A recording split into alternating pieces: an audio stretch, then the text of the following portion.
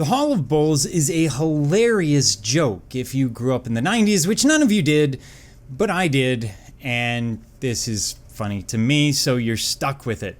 But the Hall of Bulls didn't actually have anything to do with Michael Jordan and the amazing accomplishments of his career, but rather has to do with a bunch of bulls drawn in a cave in Lascaux, France.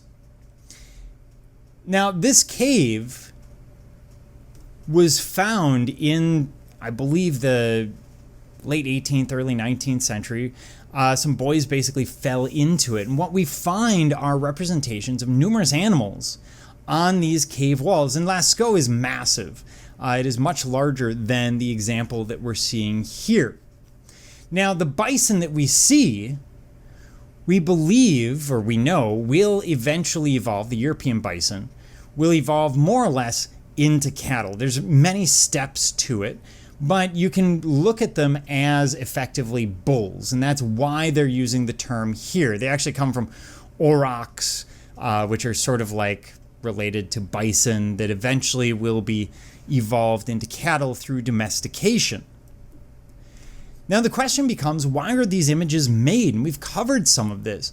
These are not in easy to reach places. Again, it could be decorative, it could be magical or superstitious, allowing for successful hunts or success of the herd.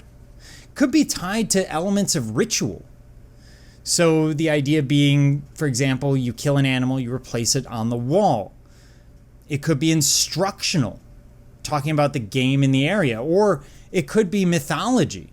This idea that we're passing things on. They may symbolize men, women, gods.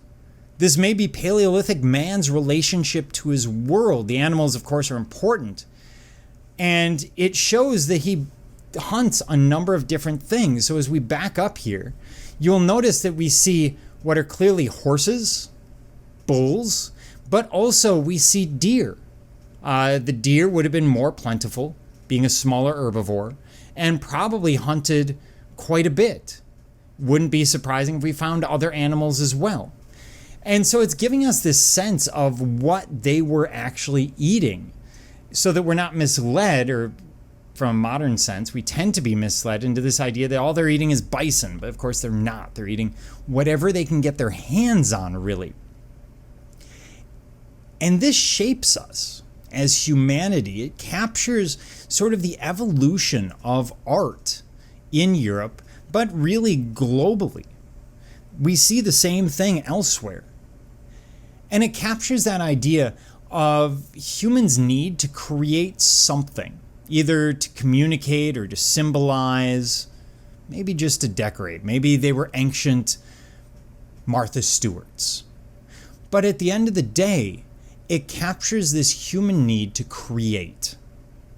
And it's that human need that we're going to study throughout this class, that human need to not just create something that's going to be useful, but to beautify it frequently, to make it something more than the functional item that it is.